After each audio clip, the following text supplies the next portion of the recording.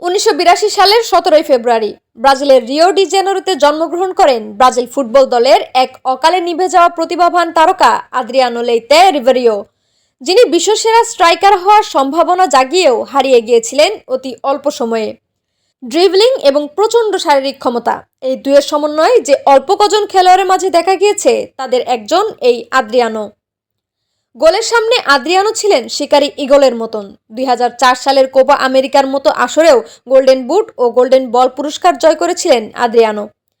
প্রাক্তন inter Milan এবং ব্রাজিলের এই তারকাকে রোনালদো নাজারিওর উত্তরসূরি হিসেবে ভাবা হতো। মাঠে নিজের প্রতিভার পরিচয় ঠিকঠাক না রাখতে পারলেও অপরাধ কাণ্ডে ঠিকই আলোচনায় আসেন তিনি। ব্রাজিলের হয়ে 48 ম্যাচ খেলা আদ্রিয়ানোর বিরুদ্ধে খেলা চালিয়ে যাওয়ার সময়ই মাদক পাচারের অভিযোগ ওঠে। তাছাড়া বাবার মৃত্যুর পর লাগাতার মাদক গ্রহণ তার ক্যারিয়ারের উপর প্রভাব ফেলতে থাকে এবং শেষ পর্যন্ত ইউরোপে তার ক্যারিয়ার শেষ হয়। ব্রাজিলের এই প্রাক্তন আন্তর্জাতিক তারকা এখন নিজেকে ফুটবলের সবচেয়ে বড় অপচয় বলে ঘোষণা করেছেন। তিনি বলেন, আমি জানি আমি ফুটবলের প্রতিভার সবচেয়ে বড় অপচয়। ব্রাজিলের বিখ্যাত ক্লাব ফ্ল্যামেঙ্গোর হয়ে যুব ক্যারিয়ার শুরু করেছিলেন আদ্রিয়ানো।